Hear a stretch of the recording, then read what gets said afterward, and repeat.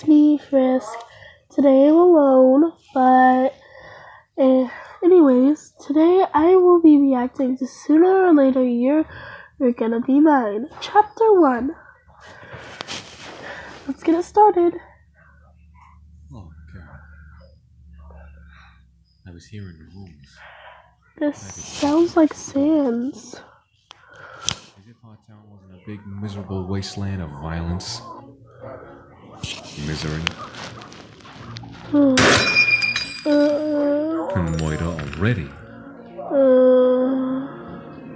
Now he's actually welcoming their kind into it as well.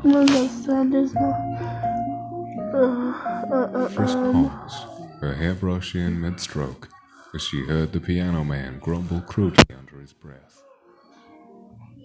She hadn't sang in this club before, and truth be told, it didn't have a great dressing room for performers to get all dolled up, as many owners put it.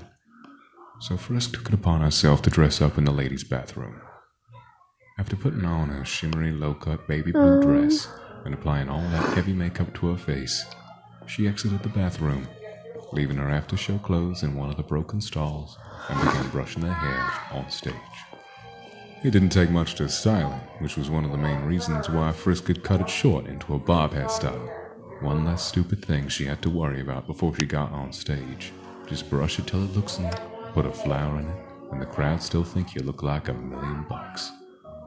Not that Frisk cared too much about what her fans thought of her. All she wanted to do was sing, get paid, and go home before she saw another fight break out between the members of her audience. Gang members erupting into violent and bloody fights in the middle of her songs were becoming more and more common over the last few months. And what were these fights over? Anything, really? Gang members enter another gang's territory, drug deals gone bad, gun deals gone horribly bad. It didn't matter. The result was always the same. Somebody would be leaving in a body bag. Frisk hadn't gotten used to it, but she had definitely become quicker with dodging flying bullets and pieces of furniture that came her way. She tried to deny it when she was younger, but now it was obvious. Her once pretty city was quickly sinking into corruption, thanks largely to the mob groups that were overtaking large areas of her city.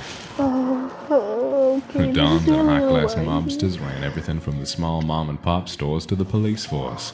Even the city's officials were nothing more than corrupt individuals in nice suits with clean smiles. The good, decent poor folks suffered the most, having to pay out protection fees, but there were always more ways to make money. Everybody had a price. Everybody could endure or change themselves for money. Frisk knew.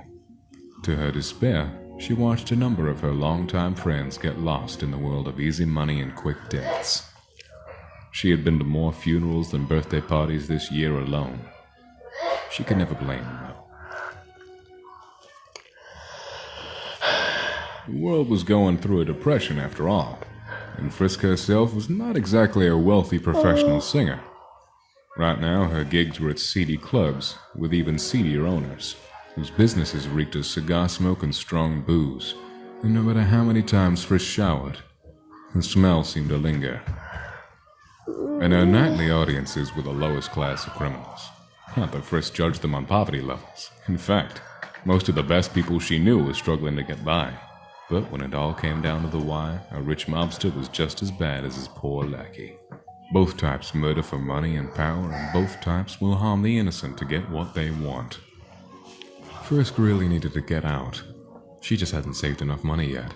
She may have been a popular singer in these types of bars, but the pay wasn't great. She made just enough to pay for her crappy apartment, her bills, and the protection fee her local police force demanded of its residents. Look at the last table in the back. You'll see what I'm talking about, Toots. Seeing Don D was a shock in itself. Even a small fish like Frisk knew who he was just by looking at him. A top dog, a big shot, a huge fish. And the fact that he was sitting in this piece of shit of a bar was astounding in itself. The man was known for class and expensive taste. The suit he was wearing outshined all the cheap ones that almost all the other club patrons were wearing. But the Don being here wasn't the most shocking part. The most shocking part was his companion. The gentleman sitting beside the Don was not from the city, to say the least, and if he had entered the club by himself, he would have been killed instantly. But sitting with the Don made him untouchable. In fact, most patrons were going out of their way not to stare at him. Say, is he? Yep, the Don himself is inviting monsters in the operation now. Can you believe that, Toots? Disgusting monsters.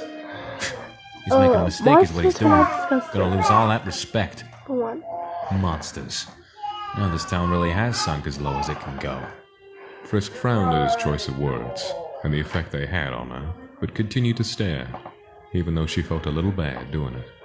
She knew the people who differed from her own race, and in this case species, shouldn't be stared at like they were some kind of spectacle.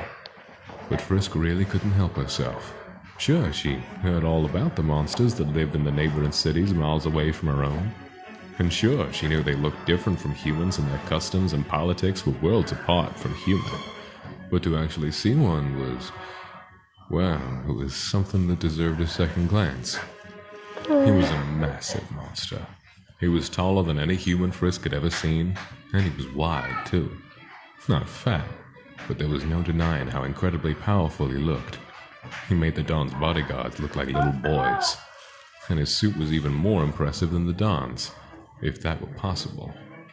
His jacket, fedora hat, and trousers were black, while his waistcoat was an eye-catching red. Frisk wasn't too fond of that color, but she had to admit the monster had style. A fat cigar was in his teeth, and the smoke coming from it was strange. It wasn't gray smoke, it was red smoke, and curled in unusual designs before it disappeared. But his size and clothing were nothing compared to what he actually looked like. He had a huge smile on his face, and despite the dimmed lights, shimmering gold tooth flashing in his mouth every time the skeleton turned his head. Damn freak.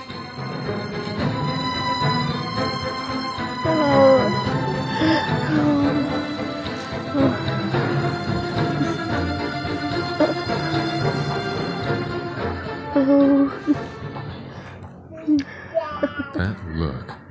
Frisk didn't understand why his friendly little gesture sent a cold chill down her spine, but she quickly dismissed it. It doesn't matter. I'm not going to talk to him if I can help it. So, that's that.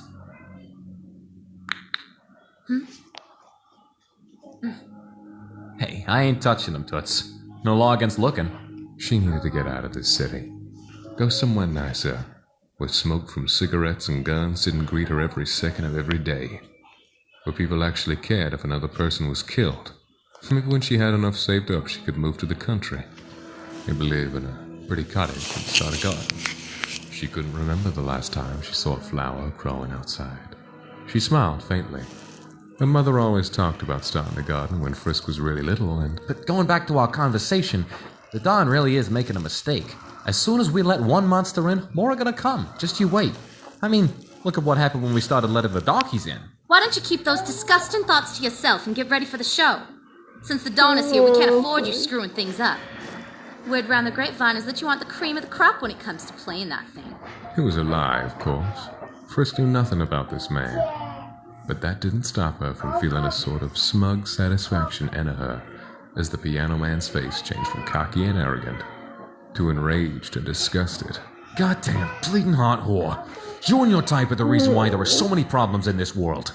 You treat the inferior a certain way and suddenly they start demanding to be treated that way by everybody.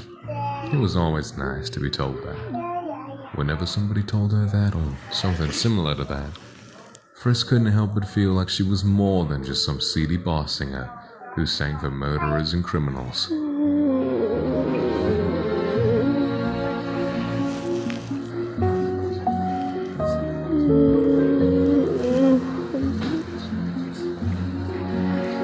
This is just an intro to something.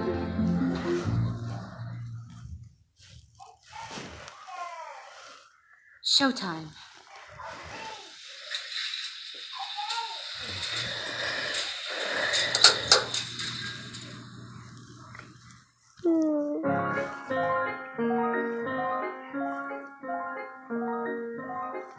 She sang the first song with ease, and much to her disappointment, the piano man didn't make one mistake. The guy knew his instrument. Too bad he was a racist prick. For the most part, Frisk loved musicians, all that passion being played through their fingers or mouths. And whenever she spoke to them, they always wanted to be something more than what they were. Just like her, they dreamt of getting out of the city and being somewhere safe and pretty. At one point, when Frisk was younger and still wanted to make singing her life's career, she would dream of marrying a gentle musician. The two of them would become famous and sing at only the best clubs, and have children who loved music and would sing and play, too. Frisk never would have thought, in a million years, that she would grow to hate the talent she once cherished. The spotlight was always too bright. The place was always reeked of blood and booze, and the applause was laced with lewd comments about her body. She was too weak for this city. She knew.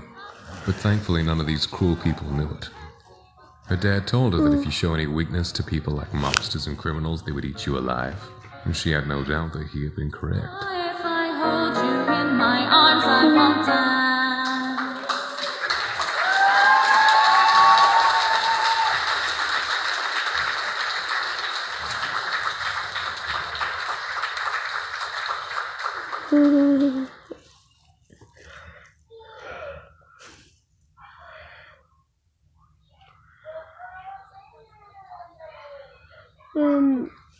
Such a lovely crowd here tonight. I would like to take this opportunity to personally thank Mr. D for honoring me with his presence and tolerating my cat screeching I like to call singing. Forcing back the vomit and physically battling with herself to keep a smile on her face, Frisk blew a kiss directly at the old man who had killed so many people, whether they were guilty or innocent, whether they were a part of his gang or an innocent bystander. I really need to get out of this town. I've got you deep in the heart of me, so deep in my heart that you're really a part of me. Okay, this is I've fucking got creepy. you under my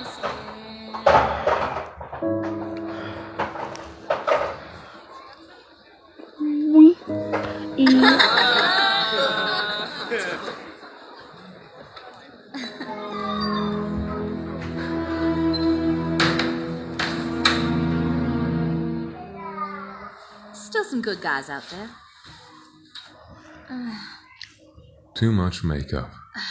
Don't get it wrong, she didn't mind some makeup every once in a while, but the rouge on her cheeks was too bright, her blue eyeshadow was too heavy, and her red lipstick was too much. But that's what the club owners always wanted. That's what the men in her audience wanted.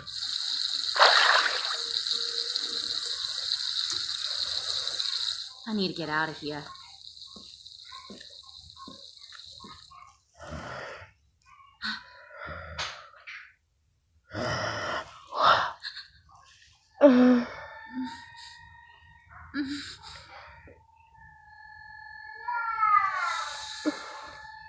Okay. No, please. There was only one reason why a straight man would enter the woman's bathroom, and Frisk learned what it was when she first started singing. The man who had attacked was big too. He had grabbed her and shoved her up against the stall's doors, and would have done so much more if it hadn't been for a lady who needed to use the restroom at that moment. Security was called, and the man was removed, as in beaten and almost killed, removed. Frisk opened her mouth to scream for help, but the music from the jazz band blasted through the door, letting Frisk know that her chance for calling for help and actually having someone hear her was gone. She didn't know what she was going to say to try and talk him out of the thing he was going to do to her.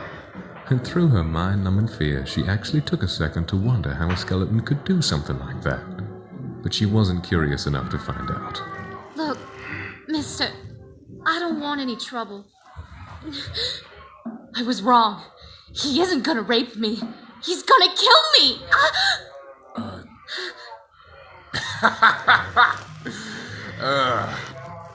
Don't like smokers, dollface? I understand. It's a nasty habit. Sorry about entering the no man's land that is the ladies' room, but I just wanted to help us solve our little problem we were having back there. They didn't have a problem. Frisk never did anything to him, so there couldn't be a problem. You see, Dollface, I noticed you staring at me, so that's why he was doing this. He must have been insulted that she had been staring at him. Of course he was mad and wanted to confront her about her rude behavior, even if his way of confronting her was downright terrifying. Sorry about that. At least he wasn't being violent. Yet. Frisk didn't know much about him except he was a monster who was sitting with the Dawn, and only people who were like the Dawn sat with the Dawn. He couldn't be good news. However, she also knew she couldn't afford to insult him again, so she took a deep breath and offered her best smile. She hoped with every fiber of her being that she could talk to him calmly to a point where she wouldn't get hurt. Listen, I'm really sorry about staring. Of course, I was staring first, and I like what I see. The fear of being raped resurfaced in Frisk's mind. She looked past him towards the door. He looked big and slow. Maybe she could just run past him. Maybe. So tell me, Dollface, do you like what you see? The question was not something Frisk had been expecting, and instantly her mind gave her every reason why she didn't like what she saw. He was clearly some kind of big-shot criminal who had no problem hanging out with murderers. He flaunted his wealth. He smelled like gun smoke and blood, so when Frisk opened her mouth, only one word left her lips, and she didn't even mean to say it. She really didn't mean to. She wasn't stupid, but it slipped out.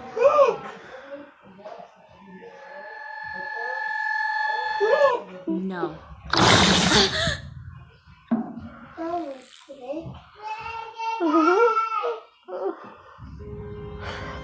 Oh, come on. Okay. You can tell I definitely got into that. Well, that gave me a heart attack almost. God. I guess I'll see you in the next video. Bye.